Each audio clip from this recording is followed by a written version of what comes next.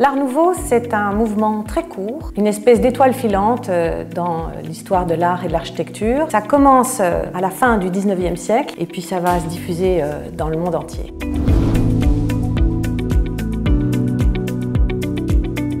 Bruxelles, c'est une jeune capitale qui va être la première ville industrielle sur le continent. La première ville à lancer le chemin de fer, à utiliser tous les matériaux de l'industrie dans la construction, le fer, la fonte, etc. Mais c'est surtout une ville où la bourgeoisie est très riche, est très progressiste et veut s'identifier avec un mouvement propre. Et elle va se servir de l'Art Nouveau comme d'un fer de lance.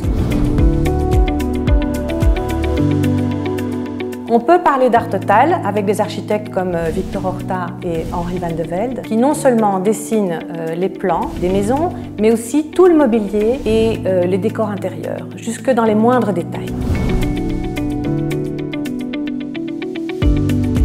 Les trois grands architectes auxquels tout le monde pense, c'est bien sûr Victor Horta, Henri Van de Velde et Paul Anka. Mais très rapidement après eux, vont suivre une série de la seconde génération qui sont Gustav Stroven, Armand van Waesberg, Léon Sneyers qui est un grand fan de la sécession viennoise.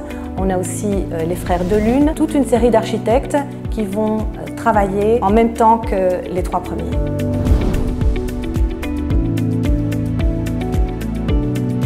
Quand on parle d'une maison Art Nouveau, on reconnaît surtout des façades qui font la différence avec leurs voisines dans les détails. On a beaucoup de volutes, on a des détails dans la ferronnerie, dans la forme des châssis, beaucoup de couleurs aussi, des références à l'exotisme, des références au japonisme, au symbolisme. Mais les trois grandes marques de l'Art Nouveau dans les façades, c'est les sgraffites, c'est les vitraux et ce sont les mosaïques.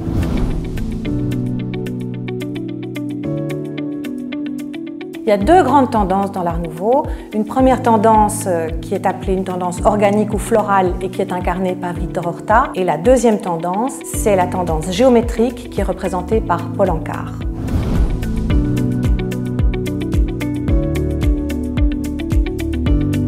Il y a 4 maisons faites par Victor Horta qui sont reprises dans le patrimoine mondial de l'UNESCO, qui sont l'hôtel Tassel, l'hôtel Solvay, la maison privée de Victor Horta et l'hôtel Van het Veld. Mais il y a aussi la maison personnelle de Paul Anka et l'hôtel Chamberlain.